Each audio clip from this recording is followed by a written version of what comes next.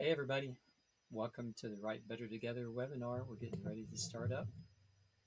Got an early entrant already with Betsey Kulakowski, and Jon Meyers and Emily Brooks are lurking in the background getting ready to join us.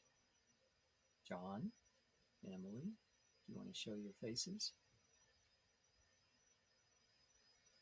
Hello. I didn't have much lurking time. I feel like I need more lurking time. Hey, everybody.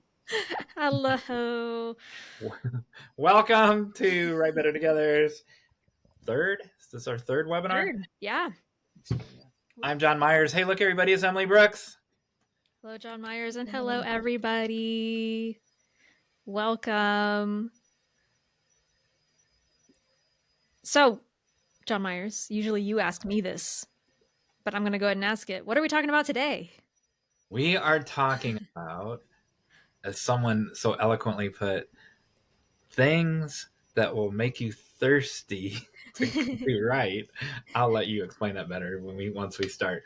And then things that will quench that thirst, and how to be motivated to keep writing, whether you want to or not. Yeah. Absolutely. So we're going to dive into that topic. And as usual, per the format of our podcast, we're also going to have a random fact, usually our Hey Jon Meyers segment, but it's Hey Everybody. Would this be quite the list that you're giving them? I am giving them quite the list, yes. Cool. If you are familiar with our podcast, this is how it goes. We're going to also play a silly game with you all. Last time we wrote a story about Bigfoot and the Loch Ness Monster, so we'll see if this one is equally exciting. I think it will be fun. What else? We're going to give everybody a call to action. We're going to have a viewer response. We're going to have a viewer response based on that last time, as you mentioned. And then there's one more thing. Oh, everyone's going to tell us how they got out of their bubble. Yes. So, and I primed people as they are joining us. So 3, 2, 1, go, David and Betsey. How'd you get out of your bubble this week? Oh, that's why that's why the other people haven't shown up there yet. They're like, we're gonna skip that part. We're gonna skip the first then we get put on the spot. Oh my gosh, I have definitely been in a bubble lately. We just moved, so I am not settled yet in my new writing digs, but I'm getting there. So for me, it's just finding a schedule. I have not really had any kind of a schedule. I woke up this morning and my husband said, it's Friday, don't you? I'm like, no, it's like Wednesday. He's like, are you sure? And I'm like, no, it's actually Thursday. I had to look.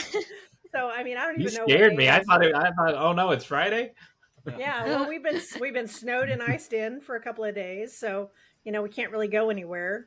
And, all we've got is Netflix and chill. So, it's like, I don't know what day it is. So I've been getting lost in my books. And so I've been writing, trying to find a schedule and a routine that works for me that I can make consistent part of my day. And lately it's been writing until the wee hours of the morning. Wow, that's great. And I totally relate to just not knowing the days of the week. And yeah. David, before you start your out of the bubble story, Emily, Lauren's mom, Tatiana, if I said that right, is trying. She wants the link to get in. She's emailing me. Did she? She just filled out the form on the Write Better Together. Oh, perfect. Okay, I just got it. I'll send that email while Jon Meyers and David Corbly share their out of bubble story. All right, David. Well, I thought you meant like out of the bubble for my entire lifetime since I was a child. I didn't know. I didn't think you meant just writing this week or this month. So I'm still in that bubble. I am not getting the thing done except my work. So, but I could go back. So we need to come up with a plan to get you out of your bubble. Is that what you're saying? Well, his beard has grown since last month, and I don't think he's left that basement. This is actually above ground. Oh, okay. I don't think he's left that above ground bunker. This is my hidden tornado shelter behind me. You did change Well, that's why I thought it was a basement, because you told us before it was a tornado shelter. Yeah. I So have an above normally ground. those are underground. But you did change your shirt at least. Thank you. Yes, I do that every now and then. Since the last month. This is my warm winter. All right. Well, tell us a get out of the bubble story from whenever you want in the last. How old are you? 35 years old, something like that. In the last 35 years. Yeah, almost double that, but not quite, but close.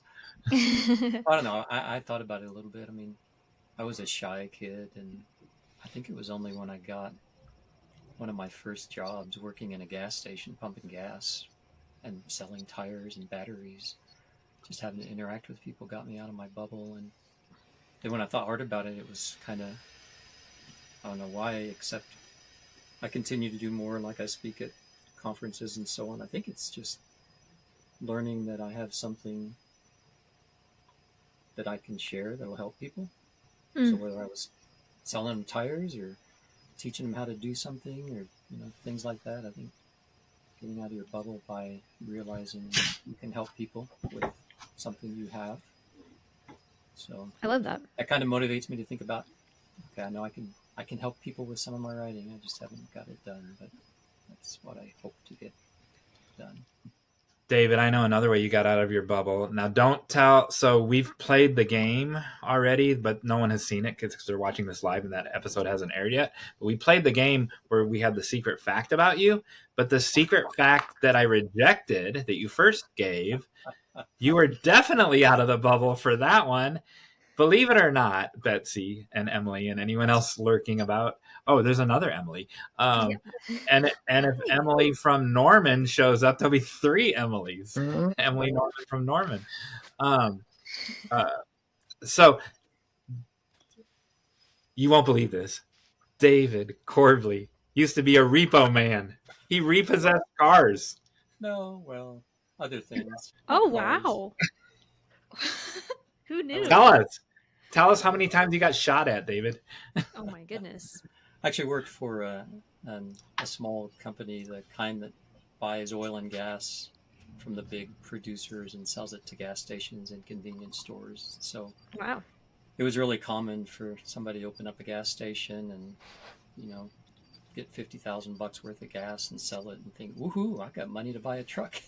And then they would forget to pay us. And so we had a whole lot of people owing us money. And I had instructions to settle for like 10 cents on the dollar unless they were really being difficult. And then I was kind of mean.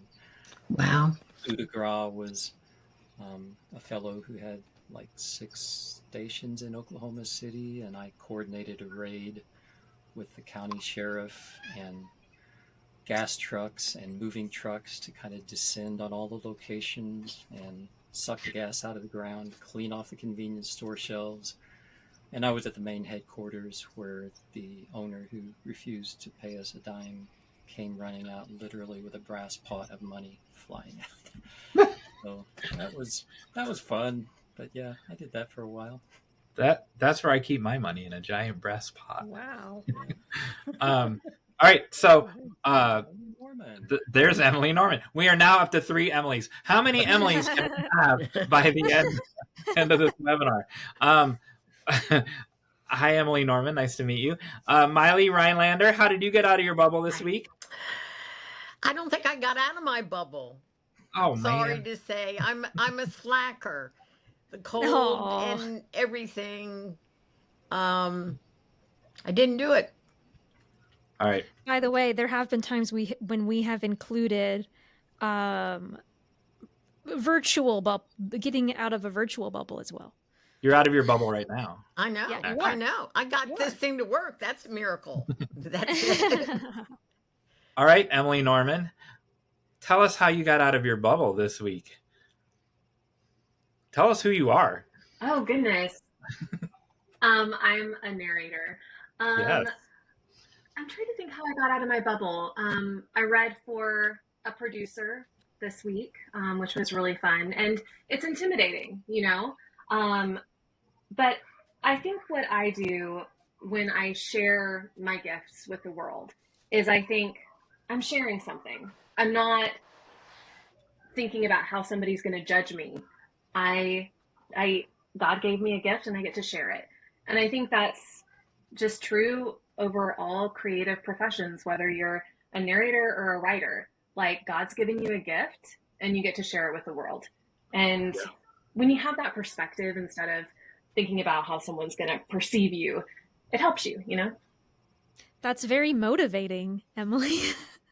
Very, very motivating. A great Um, introduction to this topic. Emily will be, I gotta use everyone's last name. Emily Norton is a future guest. We're recording her episode at the beginning of March, and it'll be on sometime in March. And for the people, and there should be a couple other people coming on that is also true with. All right, how'd you get out of your bubble, Emily Brooks? I am out of my bubble. My you internet, my internet. Yeah, my background looks different today. Yes. I'm in my dad's office because our internet went down because of the temperatures, and so we just my husband John and I are here. We had dinner with my family, and now they're chatting out there. So if they get too loud, let me know. So yeah, I'm out of my bubble right now. Your dad, your father. I'm looking for his book. The world famous author, Dean Deal. He just came out with a new book as well. Yes, so Dean Deal. I know that I know that I saw the thing for the new book. I know the pre-existing book was Crawl, Walk, Run. I got them in the right order. It's really hard to say fast. Crawl, walk, run. You got to make sure you get them in the right order. And then, so the new one is? It's What We Believe. It's What We Believe. And it specifically, he wrote it for our church community on our doctrine. In a very funny layman's way. The book is hilarious. I can't wait to read it. So I got out of my bubble, and I'll make this quick. We talked about on a previous episode that my church is doing the thing where you make 1 degree change in your life every month. Then by the end of the month, by the end of the year, then you're 12 degrees. Your path you wind up 12 degrees. If you make a positive change, 12 degrees more positively than you should.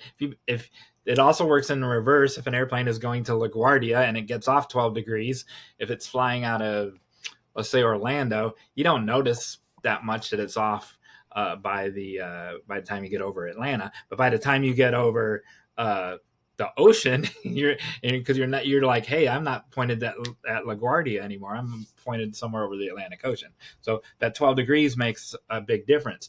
The other thing that makes a big difference is one of my life tenets that we have never talked about on this show. It came up to this yesterday or today when the Chilean burglary people that were robbing the houses of famous athletes, because we're so good at sports things on this show. David, do you know anything about who got robbed? I know Travis Kelce got robbed. So people do you know, Betsy? Does anybody know in this room? I've heard a couple of them. I saw one of the news stories today, but I don't remember any of them because I don't do all the sporty things either. But I think you're referring to Mr. Taylor Swift. Yeah, Mr. Taylor Swift is who I meant. So people would be playing their games, and their basketball games, their baseball games, their football games, and then, hi, not Bob. That must be Lori Twichell, I'm guessing. And then this ring of burglars would rob their house because they knew, hey, that person's in New York playing a baseball game, or that person's at the Super Bowl playing a football game. And so it was a ring of Chilean burglars based out of Jeffersonville, Indiana, out of all places, because they could fly out of Cincinnati or fly out of Louisville, or they could also drive and be within 8 hours. They could be in Atlanta, they could be in Texas, they could be in Chicago, they could be in Indianapolis. They could go to all these places and rob. So a state police officer in Ohio pulls them over, and just as a routine traffic stop, and, oh, where are you headed to? First, the driver says, Orlando. The state trooper says, you left Louisville and you're now in Ohio. You're not headed towards Orlando. And then the passenger says, oh, wait, did he say Orlando? We meant New York. And then the cop says, and this is totally like out of a movie, the cop says, all right, which one is it? Are you going to Florida? Are you going to New York? And each of the guys said the opposite answer they just said at the same time. So they both go, New York, Florida. And it was the opposite of what they had said previously. And he's like, all right, get out of the car. They searched the car. There's Super Bowl rings. There's jerseys with big LSU 9s on them. They were busted because They couldn't get their story straight. because they couldn't get their story straight. But my life tenet is the direction that you are looking is where you wind up. So you look into the direction when you move forward, when you're motivated to move forward, you don't look behind or you wind up going backwards. It's why the windshield is bigger than the rearview mirror. It's you need to look forward if you want to move forward. And those guys didn't have their story straight. And it exemplifies that life tenet in that I-65 goes both ways. It goes south to Mobile and it goes north to Chicago. You need to be looking in the direction that you want to go in to wind up where you want to go. So there you go. Emily Norman is muting herself. So towards the end, we're going to let everyone plug all their projects that they're on too as well. All right. Viewer responses, Emily Brooks. Yes. So Janice, once again. Hi, Janice. Hi, Janice, has contributed. So in the last time, like I said, we had a game where we told a story about Bigfoot and the Loch Ness Monster. And she offered an alternate and a boy ending. named after a dog, or a dog named after a boy, or something. She offered an alternate ending. So if you've seen that or you were here last time, I think this is really funny. She says, another ending to the Nessie story. Since Bigfoot gave his life to save Nessie, our kid protagonist takes his place since he is already dressed like a dog.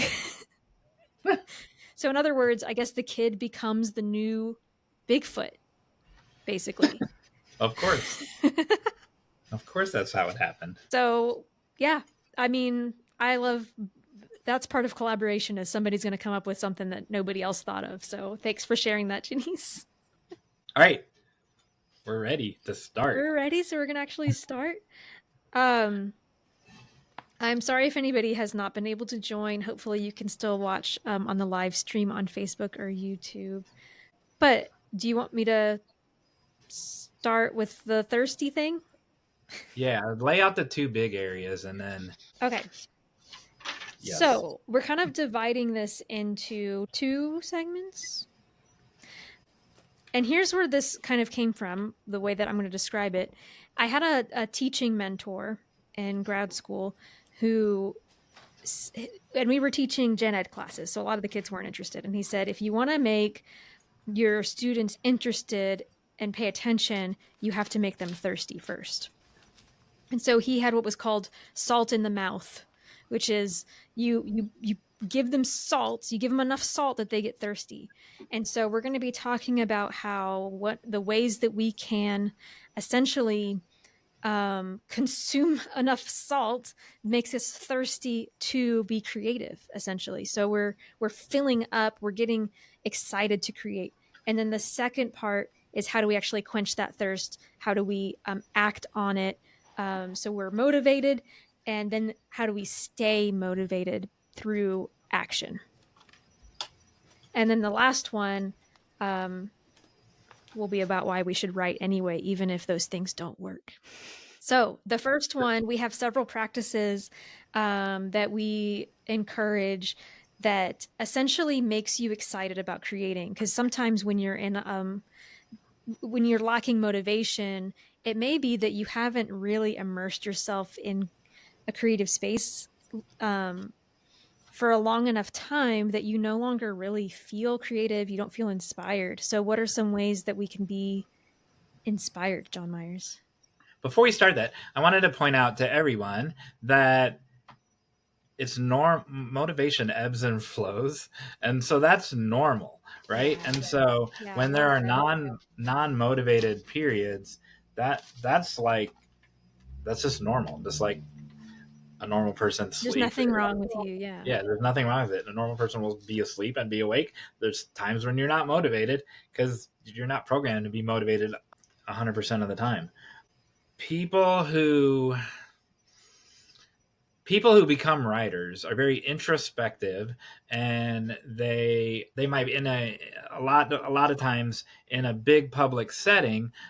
They might keep to themselves, and they might not openly share with their mouth words, and so everyone needs to express their inner self, and so that's why they write, because they think that they're not good at communicating verbally or communicating publicly, which more often than not, as we've talked about before, that's wrong. They actually are good at it. Mm-hmm. But they become writers because they're like, they think I can't voice myself any other way, so I'm going to write. So it's kind of counterintuitive to not communicate during your non-motivated times, because the reason you became a writer was to voice your inner things that you need to get out. And if you're not going to do that publicly, you're not going to do that verbally, and you don't write when you're not motivated, you can go days and not ever communicate with the outside world. So to answer Emily's question, my number one is do something else creative. So don't turn off the creative part of your brain. Mm-hmm. And so if you're not motivated, you can still make yourself thirsty. The tip of the creativity salt on your tongue is to do something else. You can build with Legos. You can build a puzzle. You can work with clay, like I've done on previous episodes. And there's different ways to express yourself other than typing on a screen or writing longhand in a legal pad. And when you do that, it opens up the part of your brain that triggers your creativity. Yeah, that's really good. And on that, I think, the creativity, like the creative thing that you do doesn't have to be related to writing at all. Correct. Or it could be a different kind of writing than you're used to. Like maybe if you're a nonfiction writer, you try some poetry. Something with low stakes, because I think sometimes when we're working on our main thing, it feels like it's very high stakes because you put so much pressure on yourself.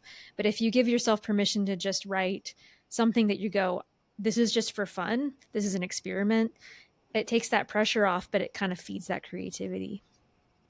Someone I just saw being interviewed, I think it was Liz Gilbert, but don't hold that as gospel. Don't quote me on that. But someone of that ilk said that when before she realized that she was actually become a writer, right? Before something ever was first published, she would draw to get her creativity, to get her creative juices flowing, and then she could write.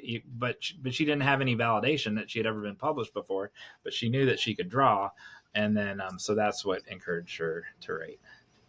Very cool. So another thing is consuming good work, good creative work. So reading good books in any genre, or watching a film, or like making sure that you're staying immersed in the arts, and not just learning about the craft of writing, but actually like enjoying art from other creators. I find it very motivating when I read a good story. It makes me want to go write a good story. Or even just today, I was on Instagram and saw this video of a woman talking about mental health, and it inspired an entire blog post from me. I'm not saying that you spend, all your time just consuming media, because that can be harmful, but I think it is good to remember why you're doing this and why you love it. I agree. Wow. Hello, cat. I have an assistant. That's how you stay creative. You let the cat type. Yeah, that's right. Hey, David, Tatiana, which I don't know if you know how to get a hold of her, and Sheila. I emailed her. Okay, and then Sheila needs help as well, and I can't see her message because she's messaging me on Facebook. Did you want to add anything to consuming creative works? Well, it leads into my next thing, but I want to make sure. Perfect. Yeah, no, go for it. Well, if anyone else wanted to say or add anything to it before I do. I find for myself, reading what I wrote recently leads me to the next step. If I just try to read it as a reader and not edit it, it gets me in the mood when I'm having a little bit of a struggle. When I was really very, very motivated, I would read a section of what I had written the day before in the morning and then write the afternoon when I was doing that regularly. Also find that for me, I don't have to interact with people in a social setting, but going to a coffee shop or someplace like that where I can sit and actually listening to somebody's conversation and writing the conversation down so that maybe if I do some conversation, it's not stilted and can be anything. Think about it in not doing the perfect grammatical sentence that you would speak if you were making a speech, and it can be anything just to kind of get the pattern and think of the rhythm of that person and how they're enunciating and how they're speaking, so I can add those characteristics into my protagonist or just somebody that walks into the room. That's a fun challenge. I like that. That's great. I like to put on music when I'm writing, and I will do like cinema. What's the word I want? I want Yes, like a movie soundtrack. Cinematic music. Yeah, I've got a couple of them that'll play for 6 and 7 hours on YouTube, and I can get in a nice long writing session and have a background music for it. I do that as well. In fact, that actually ties into, I thought I'd go ahead and ask, like, are you inspired by other types of art that besides, if you're writing a book, like reading books, it may be inspiring, but what other pieces of art or anything inspires you in that way? Obviously, sometimes for me, it's just a nice hike out in the woods. Oh, yeah. I write a lot of times about, Bigfoot and things like that. So makes sense. I go looking for him. That's just part of my process is I'm where I can go hiking on a regular basis when the weather's nice. And sometimes just getting out of the house and taking a break and letting my character speak to me while I go on a walk is the best way to get kind of the juices flowing. Yeah, I've come up with some ideas that I never would have thought of just because I was taking a walk, and something about the blood flowing to your brain, like it just brings up things, and it's great. So yeah. We actually talked about you, Betsey, on a future episode where there were some outdoor things that could be a walking path. And we said Betsey might even know about these, but we can't talk about them yet because... Okay, well, we'll catch that next episode. The episode hasn't come on yet. But they're unfreaking believable. I know that. Awesome. Yeah. Absolutely. So that leads to, if you're reading works by, your favorite authors or your authors that you admire, R.J. Jacobs that was on this week, he actually said that's how most people start, by mimicking or writing in the style of or the genre of their favorite author, or their favorite authors. And then eventually that influence goes away and you become your own when you're not a newbie anymore. But newbies amongst themselves, you don't have to be inspired by published people. Newbies amongst themselves can certainly generate creativity and whet your appetite and put the salt on your tongue for your creativity when you're in a writing group. So that's my point number, whatever number we're on, 3, is to start or join a writing group, because you're trading on a weekly or a bi-weekly basis other people's works. You're reading other people's works.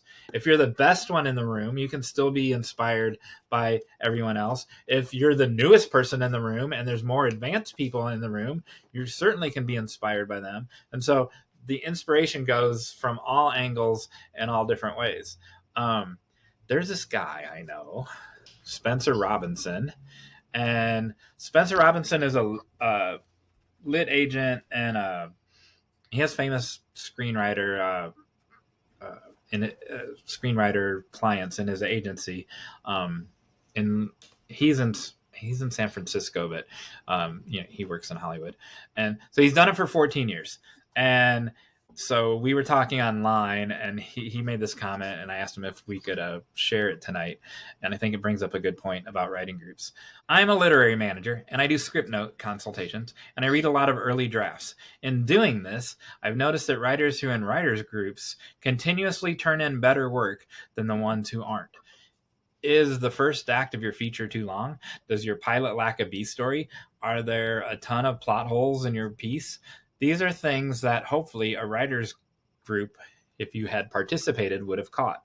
Getting and giving notes is an important part of the writing process, and if you're not taking part of a writing group where you learn how to give notes in the first place, then you're missing out. My most successful clients, these are all like sold, produced screenwriters. My most successful clients are the ones who run their scripts through their group before they even send them to me. It's fine if they don't, but it's way better if they do. And so that's taking from the newbie level all the way to the professional level. There's still a value to writing groups. Yeah, and I mean, a lot of, like, if you read the acknowledgments in a lot of books, they'll talk about the readers who were their first readers in that, like, not just their first readers for their first project, but are still reading, who are the first readers for that project. Even if they've published 20 books, they have people who read it before their editor does. Yep. 100%. I just moved, so I'm just now finding my community here. I actually went to my first writers group meeting on Monday. So I have my writers group here. Very different writers. They write memoir, they write haiku. The first probably 30 minutes of the meeting, we talked about haiku. And I don't write haiku. I don't care about haiku, but that wasn't the point. I had snacks and coffee, and I just sat and drank it in, because it's just that community that you get with a writer's group. If you support them, whether, that's really your thing or not, they will support you, even though your stuff may not be necessarily what they would normally consume. And I think there's a benefit to that, because I've already found ways to incorporate some of their suggestions into the way I'm writing. Tell the lurkers, Betsey. So last time we learned there were actually 39 lurkers on the YouTube that never said hi or anything, but they were watching us. We don't know how many were on Facebook, because I haven't figured out how to figure that out yet. But anyway, tell them how you found that. Like, you're new to town, you've been there 2 weeks. How do you find them in the first place? So it's a very small retirement community. It's all gated. There's 16,000 people in this community, and each of the different neighborhoods has somebody who kind of serves as their neighborhood coordinator. And they put together a phone tree, a mailing list, welcome to the neighborhood kind of thing. And I had gotten a note in the mailbox from our local coordinator saying, welcome to the neighborhood. And so when I responded back to him and told him, I'm an author, I would be working from home, he's like, oh, I'm an author too. Oh. And lo and behold, he is a retired airline pilot and has a couple of books out. And he said, I'll bring you into the writers group. So just that very first friend that I made here invited me into their writers group. And now I got a monthly gig going. I love that. I love how that happens. Yeah. Kismet. Perfect. Yep. I think too, just being in an environment with other writers, whether virtual or in person, is just motivating, because you're all kind of brushing off on each other, like that excitement, that motivation, and then having deadlines, because it's I love a good deadline, but I'm not great at keeping them if I'm the one who gave them to myself. But if I know, okay, on Sunday's my due, the date that it's due, and then I'm thinking ahead and know I need to have something. And so that's highly motivating for me personally. Yeah, this group, they'll do they'll do kind of like a free writing. They'll give you a prompt and you write for 3 minutes, then you read it. And of course, it never fails. The new person's always the one who has to read first, because I remember that from my first writers group. But that doesn't bother me, fortunately. But then you have to bring a piece that's 5 minutes long of whatever your current project is. And they didn't tell me that ahead of time, but fortunately I happened to have something in my hip pocket that I was able to read. And it's nice to get to hear what other people are writing too. Yeah. You had 7 books. You could just pull out one of your books and go, "Oh, here's 5 minutes." Well, now. I'm actually working on 3 of them right now. I've got 3 Oh, more that I'm wow. working on. So yeah, So there you I go. had plenty. I just didn't didn't happen to have my laptop with me. I had my phone, and one of them just happened to be in a Google Doc. So I was Perfect. able to pull out a chapter and read part of that. But yeah, deadlines. Yeah, that's great. Oh, listening to podcasts. And also reading craft books and things like that from other authors. But essentially, the in-person community is probably the most ideal, right? We talked about the writing groups, but also being inspired by other authors can mean, like for me, for a while, I didn't have a writing group, but I had podcasts that I would listen to where I would feel like, even though I wasn't part of the conversation, I was able to listen to conversations between people who were writing and who loved writing as much as I did when I didn't have that in my own life. And then same thing with like reading craft books. It's just inspiring to me to learn a new skill, going to conferences, learning more about the craft always makes me excited to get started again. I agree. Social media, connecting Yeah. with other writers on Facebook and Instagram. It's really inspiring to see. Sometimes they're struggling, or to cheer on their successes. Yeah, absolutely. All right. So the next one is celebrate small wins. This is an important one in 2 ways. So I'm in this. I'm the only U.S. moderator in this group called Into the Scripts. Y'all are welcome to join them. It's mostly screenwriters, but there's some novelists, and they're in the UK, and so they're 6 hours later than I am, and so it's no problem when you're up at 1 in the morning because it's 7 in the morning there and they're just getting up. And so I kind of have the night shift with them. And so that works out well. But every Monday they share their mini wins, and they're not many. And so if you've heard how Hollywood's in a downturn and the sad story. Now there is contraction in Hollywood. They're making less than what they did before the pandemic, but every week there's at least one. There's 6,000 people in this group, but there's probably 20, 30 people that are active on Mondays. Every week there's at least one. Well, 3 of my novels got picked up for a series on BBC4, or this Prodco that works for Netflix, they picked up my script. And so every week there's at least one. Some weeks there's 3 or 4 in the same week of just this group, this microcosm, this group of 30 people. And they're not all there's some from France and there's some from the United States. So they're not all from the UK, but they're mostly from the UK. It's a good reminder. First of all, it encourages you because sometimes if you're on social media, you can hear and see people that are like, you might as well give up because 11 spec scripts sold last year. Well, 11 spec scripts sold in 1989 too. So like you didn't give up then. You better give up because this contest doesn't exist anymore. Well, that contest didn't matter anyway. And so the fact that there's contraction in the industry, sometimes it makes the remaining contests stronger. And it makes the remaining Prodcos stronger. So that to read other people's successes, that can be a motivating factor. We try to do that on the Write Better Together Facebook page on Wednesday. Winning Wednesday. So we try to do it on Wednesdays. I haven't done it for the last 2 weeks, and so my bad. And but we try to do the same thing, but we don't have 6,000 followers yet either. And so, but we'll resume doing that. You guys do that sometimes, right? Unfreaking believable. I've seen JB do that before. All right. Yeah, we do that as often as we can.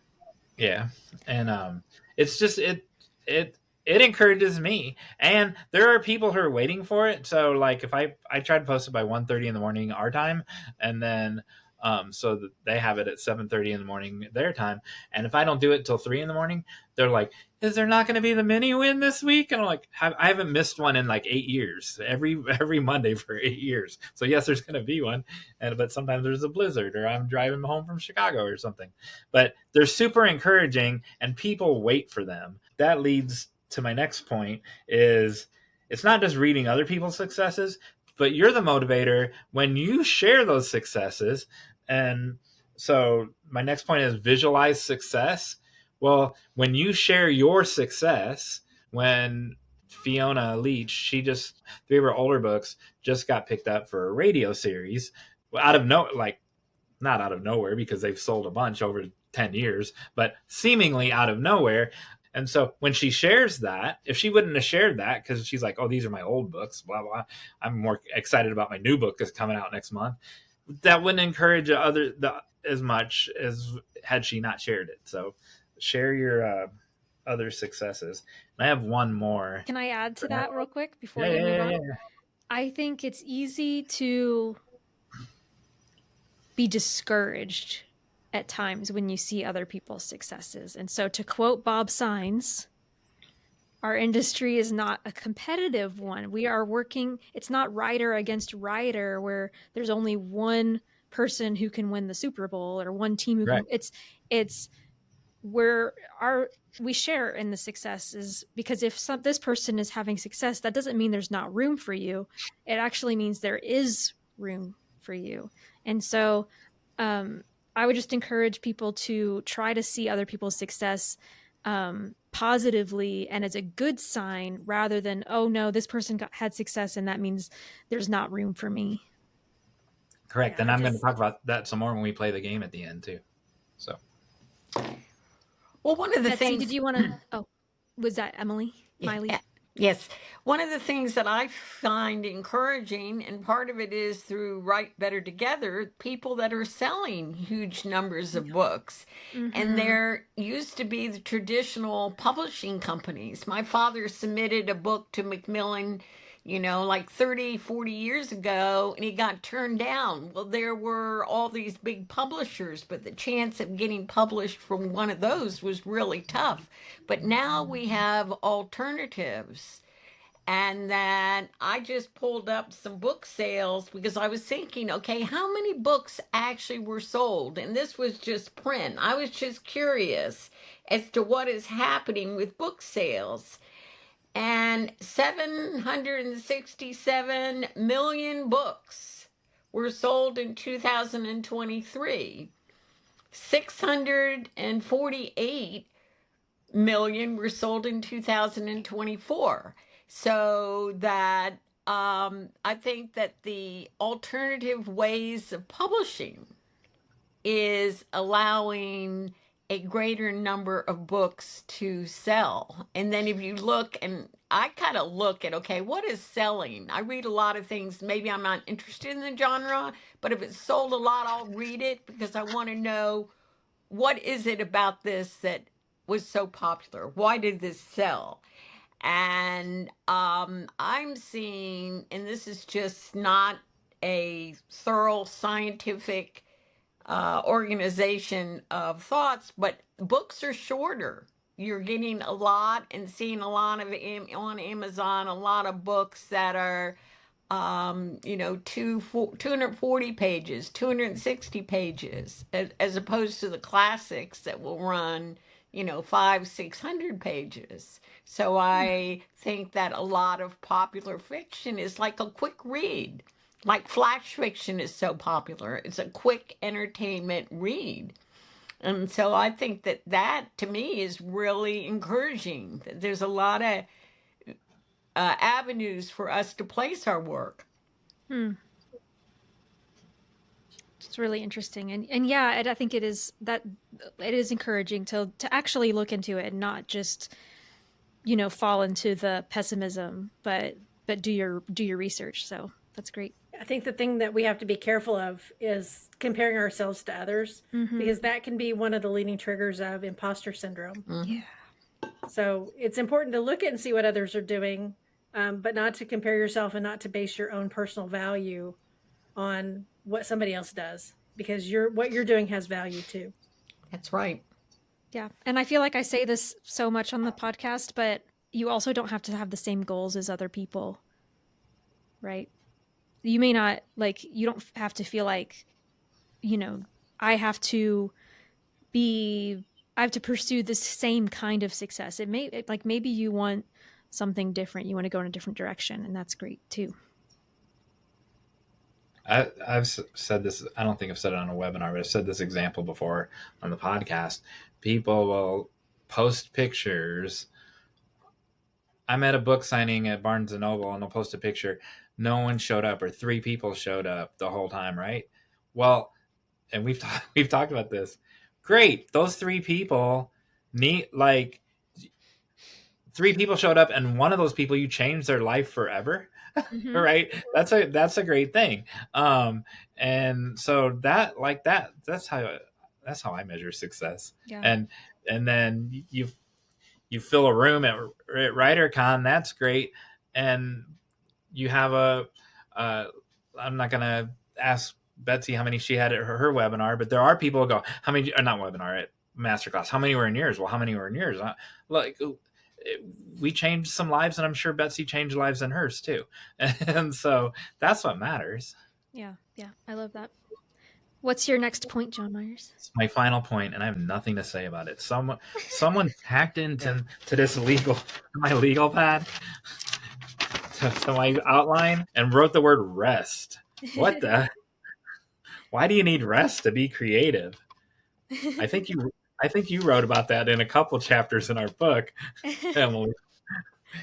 Oh man, I didn't prepare this because I thought you were going to prepare it. So anybody can chime in. Yeah, I'm a big proponent of the importance of rest because you cannot fill from an empty cup. No, yeah. You have got to re-energize yourself, and sometimes the best way to do that is to recognize that it's time to step away, take a break, and then you can come back to it refreshed, re-energized, and recommitted to those goals that you want to accomplish. I mean, that's very well said, and it did make me think of when I was working on the recent novel the fantasy novel that I wrote. There would be days when I would get locked in on this book to the point where, like, I would get almost like stuck where I didn't know what to do next, and I'd be like, I can never finish this book because I don't know what to do. And then I'd take a break, eat some food, go to sleep, and the next morning, just the idea would be there, and I would have solved it without even thinking about it. Or I would that makes it sound like some kind of magical solution. It wasn't always like that. Sometimes you still have to mull over it and take time, but doing it with a rested mind was far more productive than doing it with a weary mind. Exactly. The reason I included it on the list was, like, this list came from me. This list, I didn't like go Google a list or get it out of a book. This came from me. And 2 years ago, I would have never put rest on my list.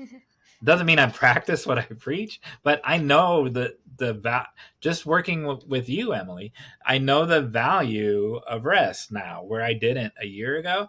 And I know that a rested mind can be more creative than a frenzied mind. And I've read our book. I've read your chapters of our book. So I wanted to put it on there because I'm not the only one that's like me, right? And I want to put it on there as the flashing yellow check engine light of, hey, dude, you need some rest. And I heard, I love this is kind of a thing going around lately, is that rest looks different for everybody. So I just said eating, food, and sleeping, but I mean, how else do you find rejuvenation in that way? What else can rest be for you? Meditation, just stilling your mind. And I think learning in today's world, we can get so much distraction with people demanding things from us. You got to do this, you got to do this. And I think it's learning to say no is a really hard thing for me sometime. Emily, will you go help us do this? Is Mily, will you do this? You have to learn to make your priorities. And no is a complete sentence. Yes, no, that's a good thing. Not no, but no, just no. Yeah. I don't have to explain it. It's just no. I guess maybe I should start saying that in the morning. No. Practice. We heard you say it to the cat. I know. Oh, yeah. Yeah. You were practicing on the cat. Well, and Betsey, like you were saying, like going for a walk in the woods. Yeah. I That find gives my brain a chance to rest. That's my fingers rest. It might keep my legs moving, which is going to help my back when I have to sit here all day at my computer. But it's a break from whatever it is I'm doing, and it's something unique and different. Sometimes just to get out of the house and go to the bookstore or go to the coffee shop, that's restful to me. If I have to go actually shopping, that's a whole nother thing. That's not quite so restful. But yeah, if I can get out of the house and just kind of not be at the computer for a little bit, that helps my mind regenerate. And sometimes I come up with great ideas while I'm walking. Mhm. Sometimes my characters come up behind me, and I had one come up behind me on a walk and go, you have to kill me, right? Oh And I'm like, no. no, complete sentence. No, it's not happening. And I still haven't done it, but we had that conversation. I had to explain why I'm not going to kill you. I'm not going to do it. Betsey, you could do RJ Jacobs' call to action from this week. He had said, have your characters talk to you. Have your characters They tell do. you something. Yeah, mine do it all the time. Yeah. And speaking of conversations, I think too, just like talking to people about something other than writing, or doing an activity that with people that's not related to writing. Like, I mean, we just talked about being with people and talking about writing, but sometimes when you need you need a break too. Yeah. And Girls' remember night that out your getting identity pedicures. is fuller than just you as a writer as well. It's What true. were you saying, Betsey? Me and my girlfriends go out and get pedicures once a month. My friends from high school, we still do that. We've done that ever since we were, young ladies, and we still try to do that. And of course, now we're in 3 different states. It's going to be a little bit more of a challenge, but we've already got our pedicure date scheduled in March. Oh, that's great. I love that. I think that was the last of our habits, for our salt in the mouth habits, which I think, we call them habits. I think it's kind of natural for a lot of writers to be drawn to those things, which is helpful. But I also have noticed sometimes, at least for myself, that I also have to be intentional about it and say, okay, how can I incorporate something creative or something inspiring today? And then we get to the next part. The Quenchers? The quenchers. So the things that this takes even more intentionality, but the things that you do regularly to make sure that you are staying creative. Well, you can start, because I have one Quencher that is divided up in things, and then I have the ending thing. I have kind of an overview of this, which is, and I've struggled with this lately, and I'm really trying to work on it, is keeping the story or the whatever project you're working on in your head every day, even if you don't have the chance to work on it. So working on it in some way each day. So you may not have the time or ability to commit to writing 2,000 words a day on your project, but maybe you can sit down and review your outline, or like Mily was saying, read something that you wrote recently and maybe let that, like, see where that goes, or commit to writing just 300 words a day. Or brainstorming, going for a walk, brainstorming, just thinking about it, talking about it with friends. Because I've just found that when I don't do that, it's really hard to get back into the world. Now, ideally, we would be working on it every day, right? But I just am suggesting other ways that, if you're in a situation where you just can't work on it in the actual word count, there are other ways to keep it in your head so that you stay motivated to keep working on it, if that makes sense. I kind of already mentioned all of mine. Brainstorming, thinking about it, talking to other people about it. Working on revisions could be a way. Like, if you feel stuck, go back a little bit. Now, that's dangerous at times, right? Because if you start revising, then you might be like, it's all terrible and I have to rewrite the whole thing. So be careful of that. But you might go back and revise something else that's related to it. Or maybe just sitting down and journaling about it. And a lot of times this happens to me because I'm stuck, because maybe I didn't write a sufficient outline, or I swayed from the outline and got stuck somewhere. And so I don't have words to write. I don't have the 2,000 words to write. So I have to find other things to do to work on the story. True. I find that focusing on other areas of my writing business sometimes is what I need to do when I really would rather be writing, but I've got to do my social media posts, or I've got to record a podcast or attend a webinar. Those are all positive things, and they're things that I want to do. That's all part of the writing process because it's part of the writing business. And you have to look at it as that. If you're going to be a writer, obviously you want it to be something that's going to sustain you, or at least contribute to your family's income. I don't think any of us ever got into writing to become rich, but it enriches our lives when we're able to be, to manage all parts of the aspect of the writing business. And for me, it's, making that time and kind of keeping a schedule on what needs to get done. Yeah, that's really good. I think also another reason why you might not be have the words to write on the page. And I'm kind of thinking about people who are like, I write 2,000 words a day, every day, no matter what, which I think is great. Is maybe that you haven't settled on an idea, like maybe you're in between projects. Jon Meyers doesn't have that problem because he knows his next 10 projects, right? I have that problem because I'm not there yet. So I'm like, I need to have more ideas so that I don't get stuck in between projects and then don't write for several months, right? So I think that's a really good strategy right there is plan ahead. I didn't know I was doing something right. I like that. It's very motivating for people. I never had that problem. Yeah, or juggle multiple projects. Yeah. Yeah. What are yours, Jon Meyers? So I guess I'm going to group them into two things. So the first one is three things, but I'm going to group them all in one thing because I want to flip how people look at it. I want to flip your mindset. And so the three things were routine, time slotting, and habit, where you do these, and then the second one is the thing that makes you want to do those things, the branches from that. But I want to flip your mindset about those in this way. So yes, you will be more productive. Yes, you will be more motivated if you time slot. Yes, you will be more productive. And yes, you'll be more motivated if you just have a habit where whatever your time is, if you're going to write from 5 to 7 in the morning, at night, whatever, 9, and if it's a habit and it's a routine that it's coming, and that time is coming, and so it's motivating.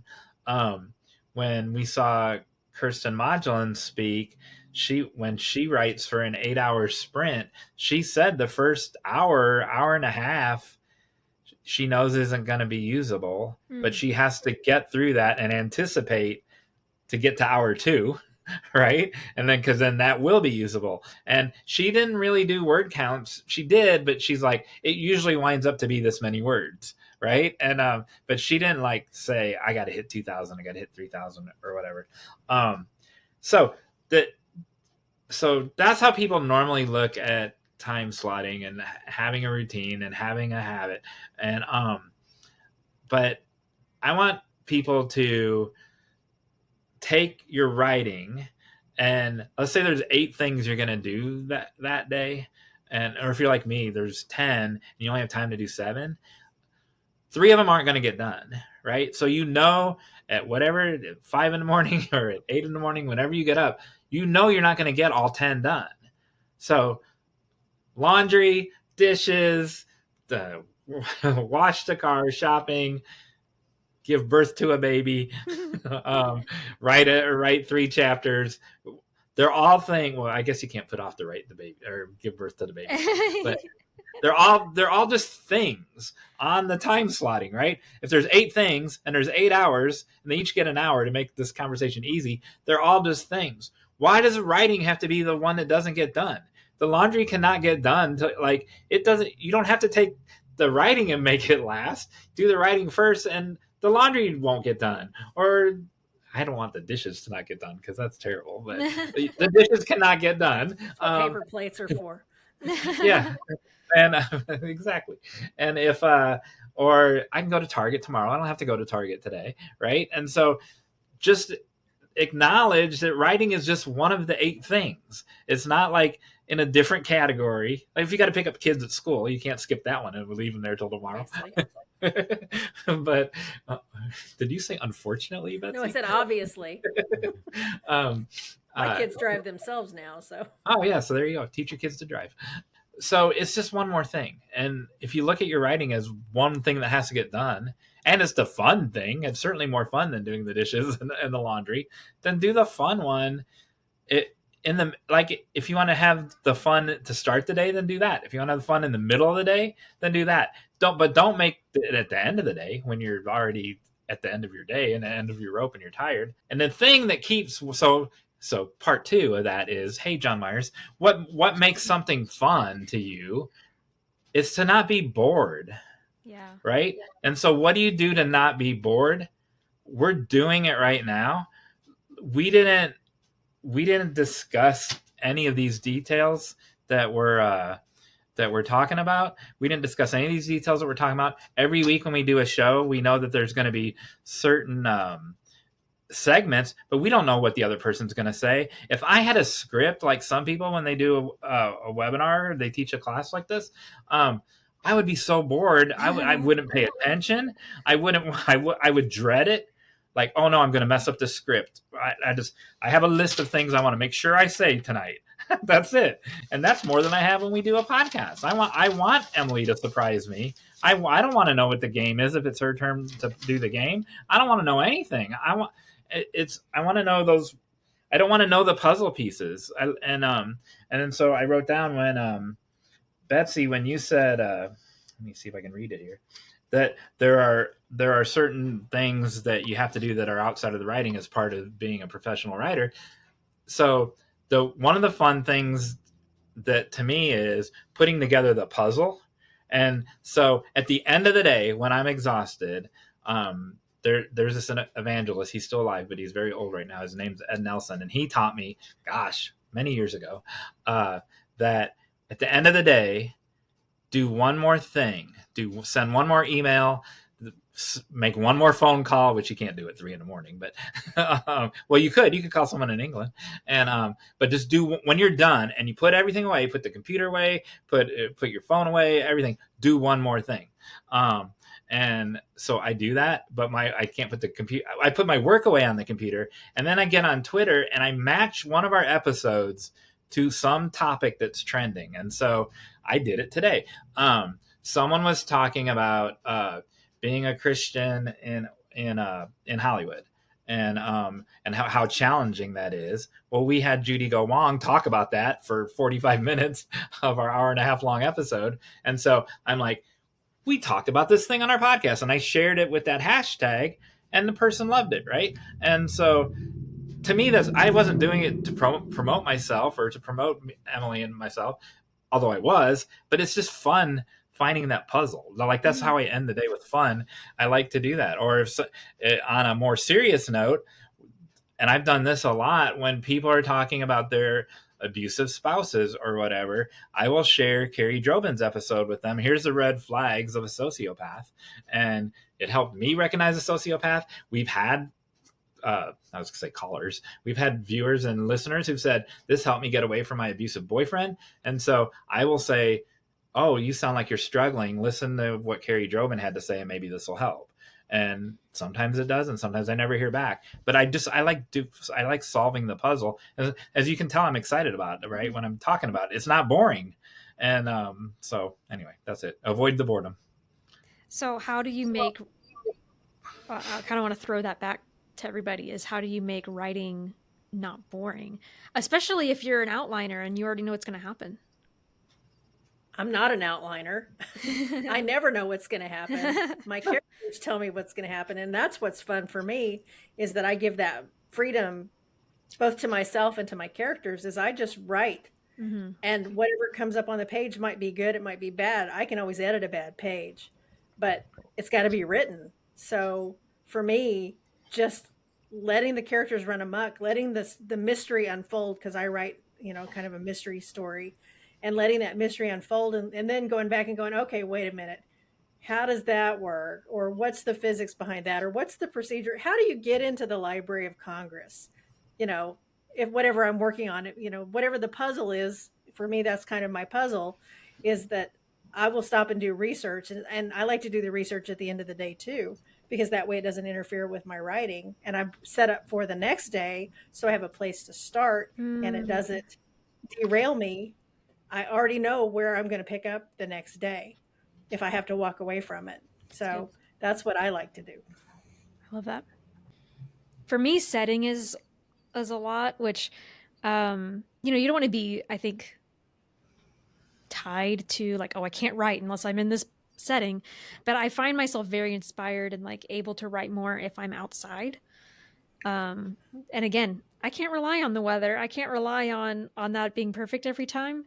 But, you know, if I'm inside, then maybe I have a cup of tea and some cozy socks, or, you know, music, like cinematic music or something that kind of makes me feel in the mood to write. All good ideas.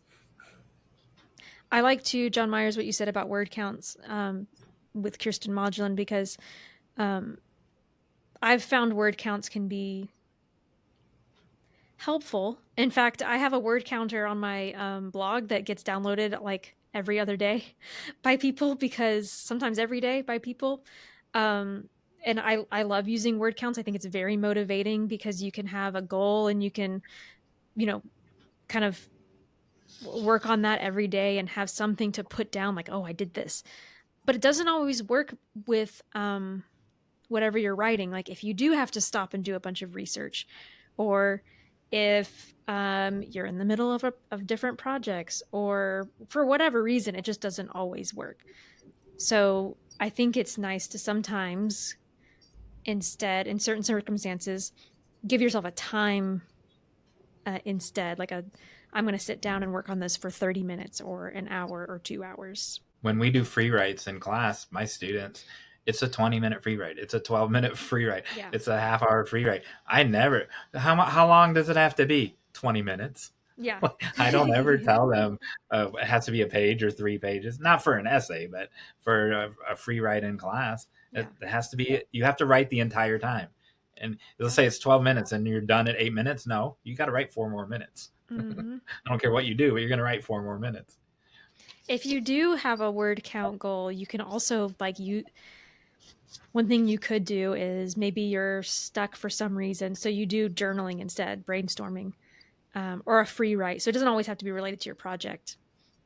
If that's kind of the direction, if that's motivating to you to actually write down how many words you wrote that day. I tend to write in surges.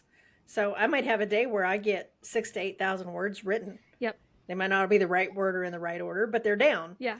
And the next day I might write 50. And it's like, you know what? It all balances out in the end. Exactly. Yeah, absolutely. So finally, it's a final area. Guess what it's going to be? What would you guess that it's going to be? Puzzle. Yeah. Yay.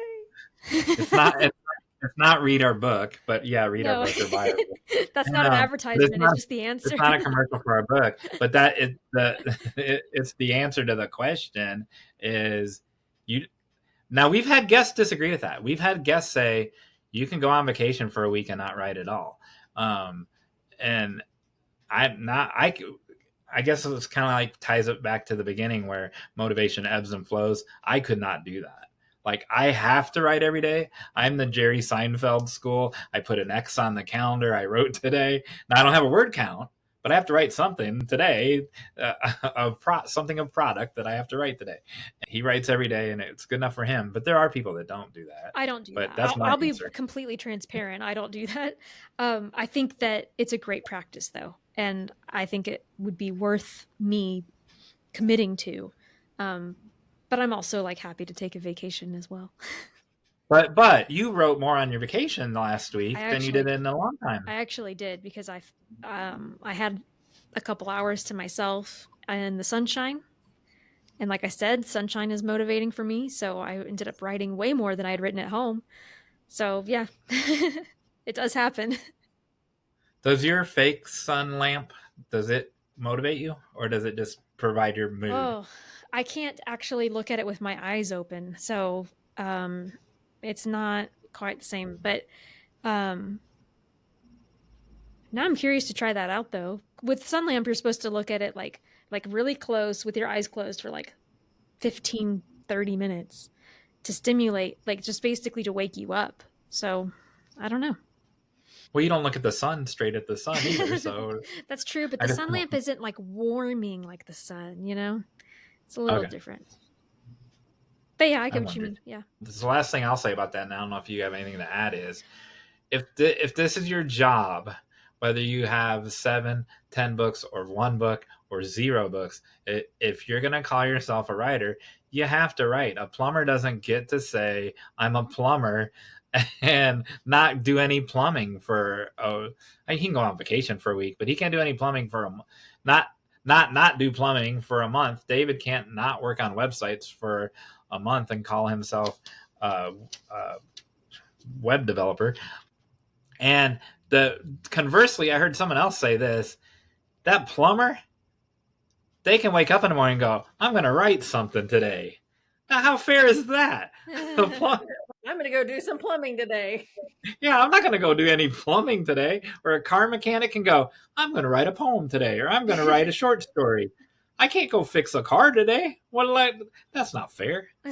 I have to write just to write because I'm a writer. I'm just now transitioning out of a day job into the Yeah. full-time writing space. And when I was working a day job, writing was my vacation. So if I had a 3-day weekend, I could easily gin out half a book. Wow. Because that was what I loved doing, and it was worth it to me, and it was a value to spend my time doing that. Yeah, I'd have to take the kids to Target or whatever, but you know, it was still something I look forward to doing, and that's what I did in my free time. So I kind of look at it now as a job, but it's still a fun job, and I'm still loving it. Oh, I love that. And I want to clarify, I'm not contradicting Jon Meyers by saying I don't do that, because I really do think that when I talk about like keeping things in your head, it's also when you're writing every day, you're exercising that muscle. It's like if you stopped working out. Man, I've done that so many times where I get into a workout routine. It's great. I'm loving it. Then I would get sick for a week. Yep. And then getting started again is like exhausting, and you're so unmotivated. But it's something that motivates as you do more of it. I think writing is like that the more you do, the more motivated you are to do it. So that, like, writing in itself is a motivator. Priming the well. We're done with this topic now, but I'm going to throw out a hot take question. Ooh. Is submitting a motivator? Like to agents or to publishers? Not for a deadline. Yeah, just is submitting to something, querying an agent and submitting. Well, can I say, I was actually going to say that having a blog is motivating. Okay. Because every week I know I have to write something. But that's a little different. So I would love to hear what people have to say about submitting. I will occasionally submit like a magazine article or a recording for another person's podcast. So I like to do that. I don't have a problem with that. I'm kind of out of the submitting to the agents realm, but I'm kind of circling back around to that because I have some new projects. And I already have my query tracker set up with the list of agents I intend to query once I get through the editing process. So I'm already planning for that success, even though I'm not quite ready to pull the trigger on it. I know what those agents are looking for. I've done my homework. A couple of them I've met in person at writers' conferences. I already have a relationship with them. I'll start with them first. Great. But I get the worst anxiety in the world when it comes time to hit that send button, to the point the last time I had a request for a full from an agent, I had to have my daughter come hit the button to send it. Oh my goodness. I could not do it. And I knew the agent, and I knew it'd be somebody I'd love to work with, but there was just that, I think part of that's the imposter syndrome kicking in. This isn't good enough, kind of thing. And so having somebody who would support me, like having my daughter come over and do it, she's like, Mom, what's the big deal? Click. And I'm like, okay, can't back out now. Oh, wow. Your daughter was the real imposter because she didn't write the thing. She hit send. But that's one of those things you have to know what your motivators are. Wow. And if that's not something that motivates you, you need to find the things that do. And so I focus on the things that motivate me, and I plan for the things that are hard, so that when I get ready to execute, the plan is in place. I think submission is a really tough thing because there's so many choices. If you're going to do a short story and try to put it in a literary magazine and you get all these lists of places that you can go and you're looking, okay, what do they want? And it can be a almost a trial and error because it's all about timing. And I think that sometimes that can be, especially I think with short fiction and actually for me, writing nonfiction and doing a proposal for an article is easier than submitting a work of fiction. Because I know what I'm going to do. I know what magazines are going to take it. And I have some relationship with those. To me, that's easier than taking fiction and sending it off because there's so many choices. I can see that. Because I know what Katie likes, right? And Right. so I can see that, but I don't. For me, I don't know. I don't think it's scary to send it to a stranger because I don't even know the stranger. Now, if I had a demanding, like, what if Katie didn't like me, right? Then, and like I had to jump through hoops and do 10 rewrites every time I submitted to that editor, then I might not. I probably would send it somewhere else. But yeah, For me, it's not intimidating. It's finding the right choice, because, and I think Emily Brooks mentioned this when she was talking about something she had submitted and it's out there for 6 months. It's out there for 6 months. You don't know what happened to it. And the only, I find I have to submit and then just not think about it. You just hit that button and you maybe try to remember. I was thinking today, I got to check. I submitted some things a couple months ago, and I have to go to Submittable and check and see, I've gotten any response to them. Yeah, I definitely can actually be very anxious about getting responses, and so that can be very unmotivating. So I have to not look at my email before I write or like while I'm writing or something. Like if I'm going to look at a response from an agent, it needs to be at a time when I'm not trying to be creative. And I mean, sometimes you just get those notifications and you can't really help it. But I try to just put them in a folder and not think about it.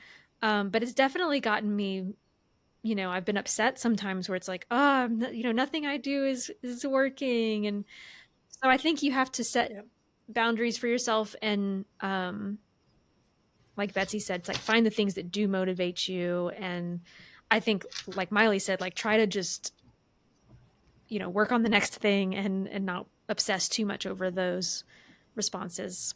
And I think it's good when you're submitting something, they may like the piece, but it's not right at that very moment. It doesn't mean that it's not fitting in with the rest of what they're going to have for their issue.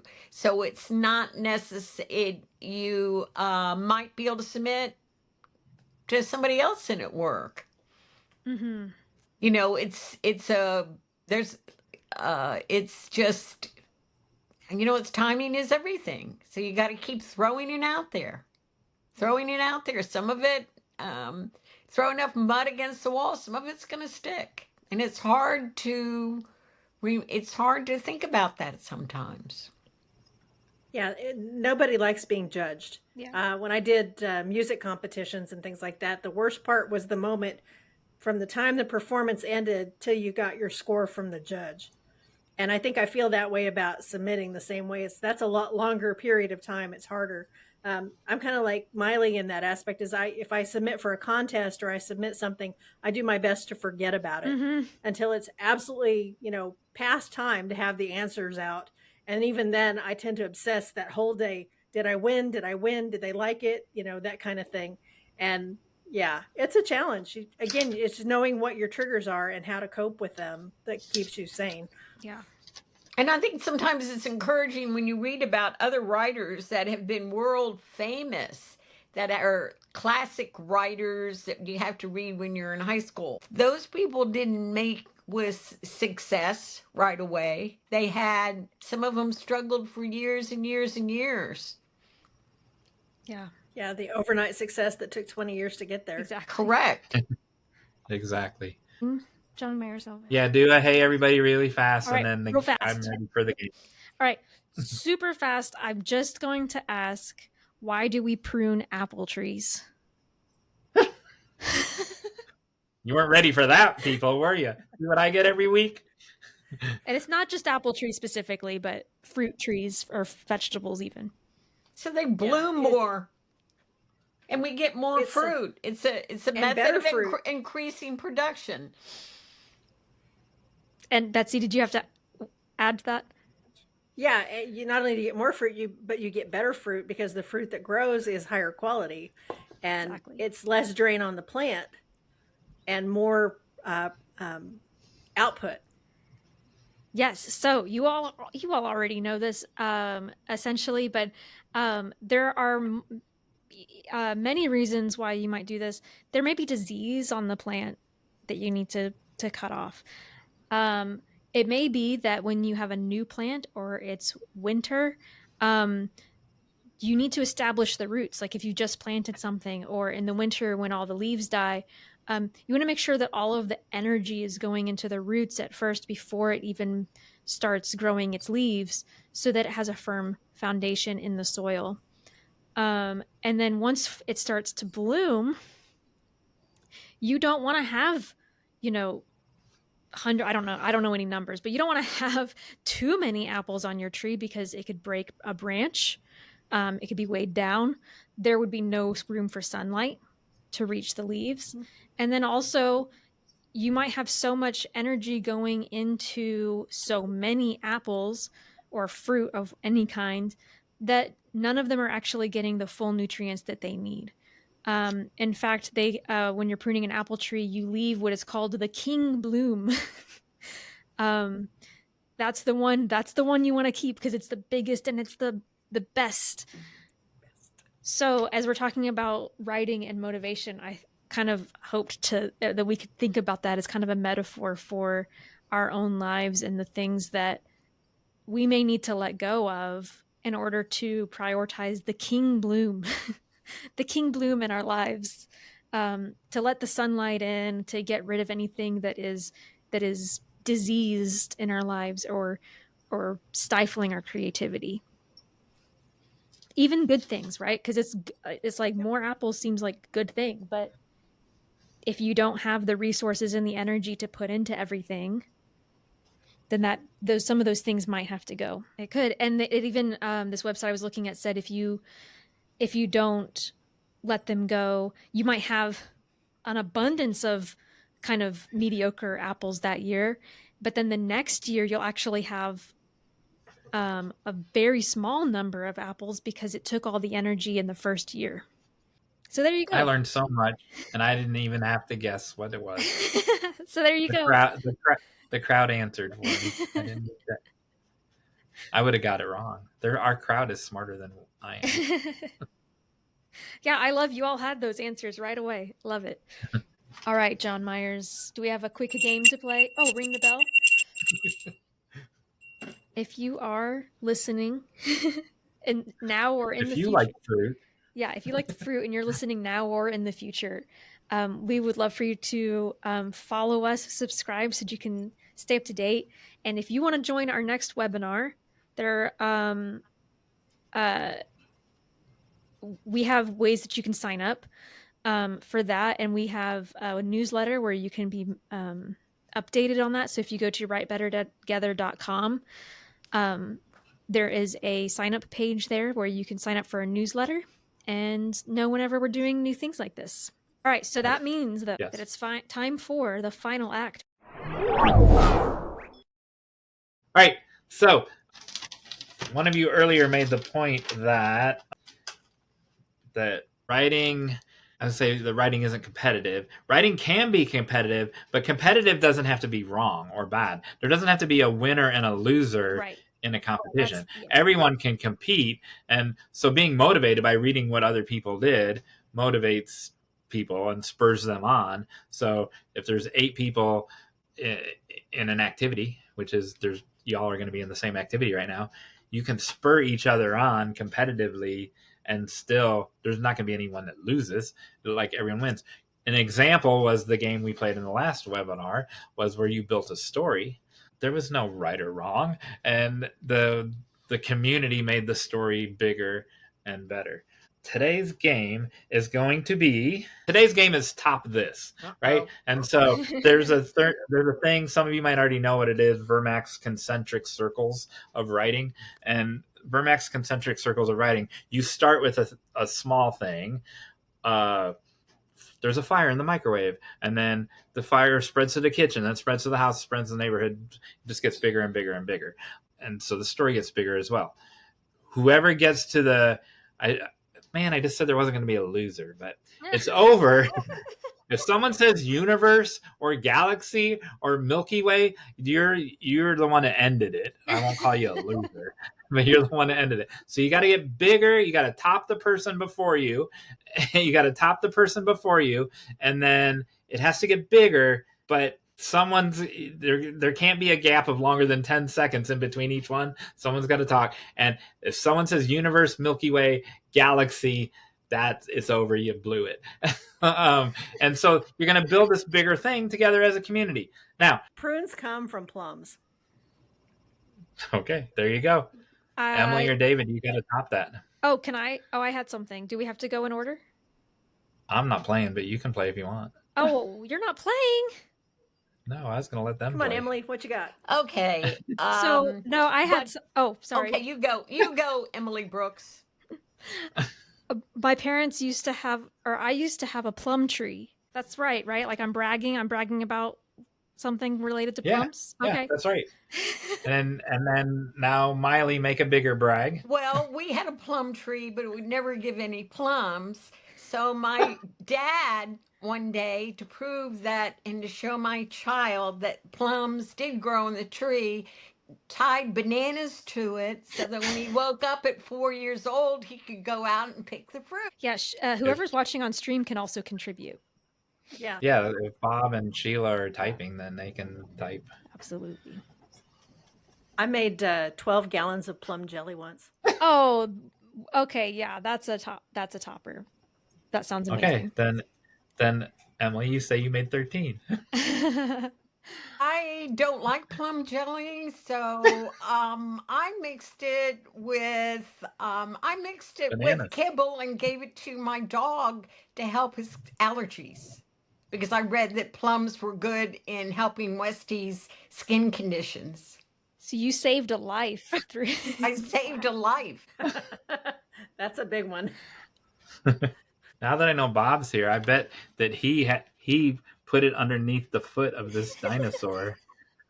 So when he got stepped on. Well, I didn't know Bob was isn't here. that what caused Bob to fall? Because of all the plum skins that were around by the dinosaur when he was running? Sure. And there was a big pile of Jurassic Park size plums, because if you have big dinosaurs, you're going to have giant plums. And all the pits and seeds and mush from the plums caused him to slip and fall. There is actually a theory out there that plums are on the earth because of aliens. Any of your stone fruits are the product of genetics from another planet. Whoa. Were those big designs made out of stone, like large pitted pits? The ones that we talked about in a future episode? In the future like episode? the big stones around the... Stonehenge? Stonehenge. No, I meant those patterns that we talk about in a couple weeks. No spoilers. Wow. So it doesn't have to be related to our personal lives either. We can just... No, it just has to get bigger. Dr. Pepper tastes like plums. Made from prune juice. So aliens contributed to plums. They also do say that aliens built the pyramids too. Oh my goodness. Which are You know much what? bigger than plums. I wasn't going to play, but aliens must have invented the blackberry Dr. Pepper, because I saw on Betsy's page that she loved it, and I bought a whole 12-pack of it, and I don't even drink pop anymore, and it was disgusting. And Oh no! Bring and it to me at WriterCon. I'll take it. it tasted like grape cough medicine to me. Ew, gross. Yeah. But No, you liked it. Bring it to me. I love it. Has to be Oh. really cold. I think that's the secret. Oh, okay. That's what the secret was. Yeah. I thought I had put ice cream in it or something. Oh well, I mean that wouldn't hurt. All right, make the thing bigger. Then I forget where we left Pyramids. off. I can't make it bigger than aliens. I mean, if somebody wants to Bigger than figure out where they came from. well, bigger than aliens building the pyramids. How can we one up that? Well, I I guess mean, we all have a bit of alien DNA. Ah! Oh my goodness. If your blood type is negative, it's said because you have alien DNA. oh really? That is That's bigger good than to the know. pyramids because that's all of humanity. I don't approve of this conversation. I'm leaving. That's what happens when you get a paranormal thriller author in the group. Yeah. We had Bigfoot last time, and now we're on aliens. Yep. I love it. Yeah. Oh, Sheila says you can use them as stepping stones to the abyss. That's a Ooh. good one. That's really good. Oh, That's Wow. good. Well, aliens. Technically, we're all aliens of Oh the my moon. Not all of Now us, we're on. but we were the first aliens. It's true. Oh, to the moon. It's the moon. And guess where the moon is? Not on Earth. You tried. You tried. I'm not going to say the G word or the U word. I don't want to lose. Okay, we got Oh, to I the thought moon. that's how you won. I thought that's how it. No, it's no. If someone says universe, galaxy, or Milky Way, you lose. Oh, okay. Yeah. But you got to keep getting bigger. You got us to the moon. So if plums came from aliens, maybe they would grow on Mars or the moon. So we can fill a spaceship with lots of, or at least one giant plum 12 seed. gallons of plum jelly. Yeah, right. The Milky. Oh, Bob says his dog is an alien. Rocket. Rocket. Bob's dog's name is Rocket. So Yep. Yeah. There we go. We can send Bob's dog and the 12 gallons of plum jelly to the Milky Way. oh Lord, Wow. poor Rocket. Wow. She said Milky Way. It's Yep, over. I did. Thank you very much, Betsy, for Game saying, over. yeah. Oh, wow. All right. So good job, everybody. Woohoo. We're gonna end this. All right. So let's say goodbye. Goodbye, everybody. Bye. We couldn't have done it without you Bye. and your Thank plums. you.